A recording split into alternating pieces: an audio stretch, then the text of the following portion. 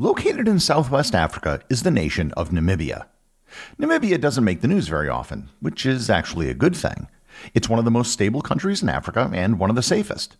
It also has some of the most spectacular geography on the planet, wildlife that can be found nowhere else, and a history unlike any other country in Africa. Learn more about Namibia, its ancient past, and its modern history on this episode of Everything Everywhere Daily.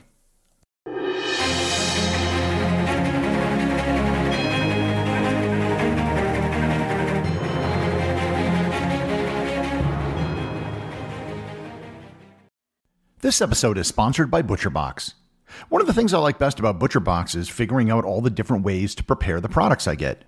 Cooking a steak can be pretty straightforward, although I'm going to begin experimenting with the sous vide method of cooking, doing what's known as a reverse sear. It's supposedly the best way to cook a steak, and a worthy method of preparation for the high-quality steaks you get from ButcherBox. I also received some ground beef in my last shipment, and made what I've called a meat donut.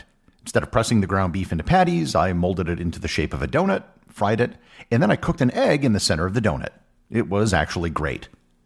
If you would like to try the meat donut, you are in luck, because ButcherBox is now offering free ground beef for a year.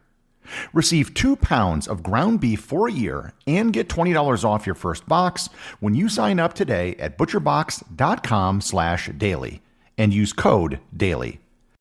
Once again, that's butcherbox.com/daily, promo code DAILY. This episode is sponsored by Inside Tracker. Everybody's body is different. There is no one-size-fits-all plan for everyone because everyone's needs are unique. Inside Tracker provides a comprehensive testing of your body's chemistry that goes far beyond what's provided in normal clinical blood work. Once they have the data, you'll then receive specific nutrition, exercise, supplement, and lifestyle recommendations, and you can, if you like, then share these with your doctor. And since May is Women's History Month, Inside Tracker is unveiling an upgraded Ultimate Plan that includes 3 new hormone markers that are critical to measure during a woman's reproductive and menopausal years. And because it's Women's Health Month, Inside Tracker is not charging for these 3 hormone markers in May. For a limited time, Everything Everywhere Daily listeners can get 20% off Inside Tracker's new Ultimate Plan, complete with estradiol, progesterone, and TSH. To sign up, visit insidetracker.com/EED. That's insidetracker.com/EED.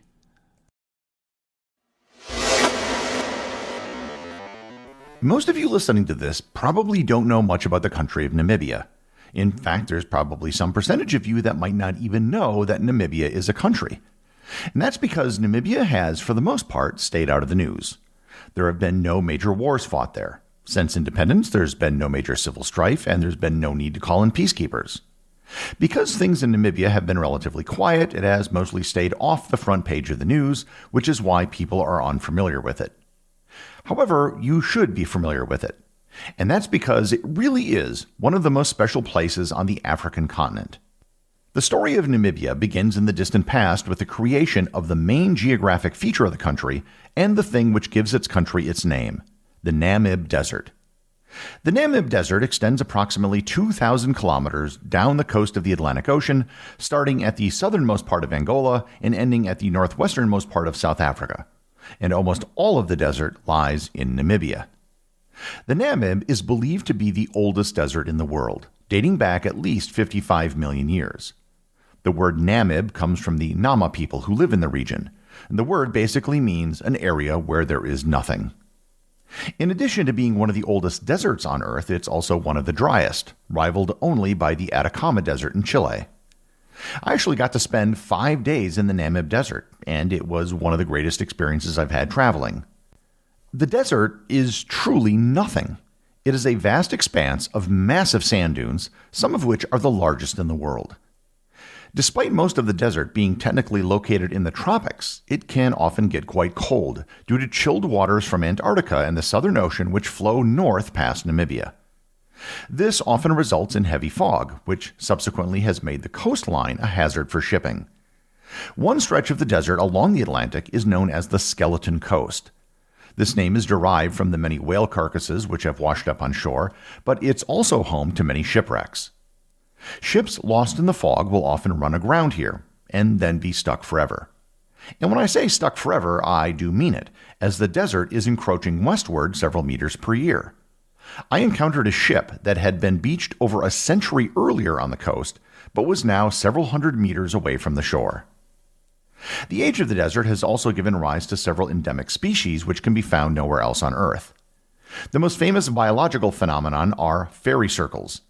These are circular rings of grass that have no grass on the inside of the circle. There are thousands of these fairy circles that can be found in Namibia, and scientists have never been sure why they existed. Several theories have been proposed to explain why fairy circles exist. One suggests that termites cause them, and others have speculated that the grasses use the rings as a way to conserve water. Another species that is unique to the Namib Desert is the Welwitschia plant. Welwitschia is a peculiar-looking plant with only 2 leaves that grows continuously throughout its life. These leaves are broad, leathery, and split into numerous strap-like segments, giving the plant a distinctive appearance. The leaves can grow to lengths of several meters, but they usually become tattered and weathered due to the desert environment.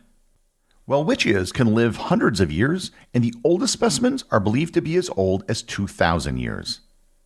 Native people in the region would eat the cones of the Welwitschia, and it was referred to as the onion of the desert.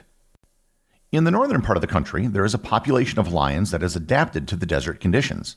They have learned to feed on the vast numbers of seals and seabirds in the region, and are the only lions in the world that have adapted to hunt marine life. There is a section of the desert which is a massive sand dune that runs parallel to the Atlantic Ocean, known as the Lange Wand, or the Long Wall in German. It's over 100 meters or 300 feet high, and I was actually able to camp on top of it overnight. The views from the top are truly breathtaking. In the southern part of the country is the Fish River Canyon, which is the second largest canyon in the world, second only to the Grand Canyon. Perhaps the most famous image of Namibia is that of dead trees in a salt pan located in front of a dark red sand dune. You might very well have seen images of this, as they're very popular with photographers and were made famous by National Geographic. The area is known as Sossusvlei in Afrikaans. As interesting and fascinating as the flora, fauna, and landscape of Namibia is, the story of the humans who live there and of the political history of the country is fascinating as well. The first known inhabitants of the country were the San people, also sometimes known as the Bushmen, who were located throughout southern Africa. Around 2,000 years ago, the Bantu migration brought many of the people who speak Bantu languages into Namibia, and these include the Himba and Damara people who reside in Namibia today. The Khoikhoi language spoken by the Damara people is one of several African languages which use clicking sounds, but Damara actually has 4 different clicking sounds. I would try to demonstrate it, but there's absolutely no way I could do it justice, but it was fascinating to hear native speakers speak it. The modern history of Namibia can be said to begin in the 19th century during the scramble for Africa. European nations all raced to try to grab as much of the continent as they could.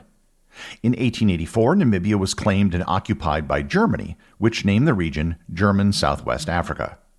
The most significant event which took place during the German occupation was the Herero and Nama genocide, which took place between 1904 and 1908. The Germans systematically starved and later forced the Herero and Nama people into concentration camps.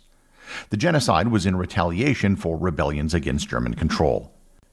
Approximately 100,000 Herero people and 10,000 Nama people were believed to have been killed, and this is a story that requires the full attention of a future episode. But many people believe that the German experience in Namibia actually laid the foundation for the Holocaust, which took place in Europe several decades later. With the start of the First World War, German Southwest Africa was invaded by South African forces which occupied the country, and in 1920, the League of Nations gave control of the region to South Africa. Now known as Southwest Africa, it effectually became a colony of South Africa. As such, in 1948, the apartheid policies of South Africa were put in place in Southwest Africa as well. Despite calls to formally incorporate the region into South Africa, it never actually happened.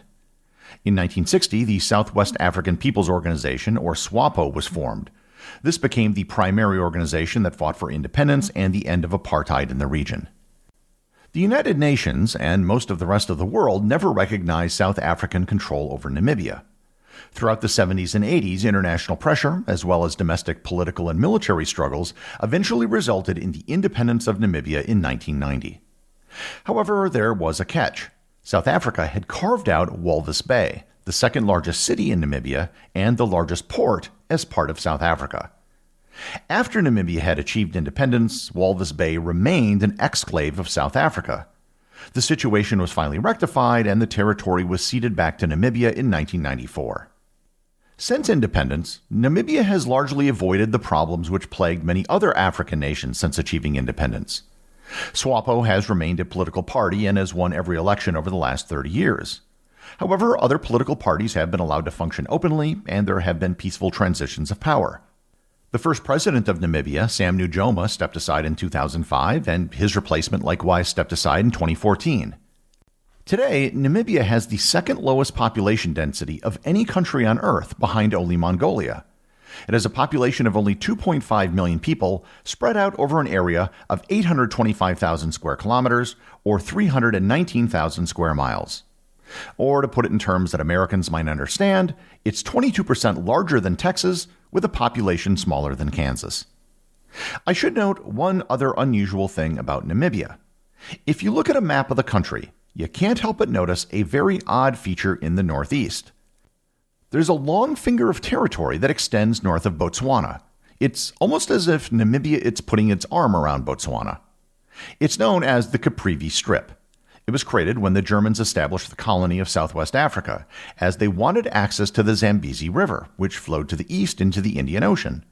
It would allow the Germans to have access to their colony of German East Africa, now known as Tanzania. The land was acquired in negotiations with Britain by the German Chancellor Leo von Caprivi, for whom it's named. The easternmost point of the Caprivi Strip is a very interesting geological oddity. There's no place on Earth where four countries meet at a single point. However, there is one place that comes very close. In the middle of the Zambezi River, the borders of Namibia, Botswana, Zambia, and Zimbabwe all come together. Botswana has a border with Zambia in the middle of the river, which is only 155 meters or 509 feet, making it the shortest border between any two countries in the world.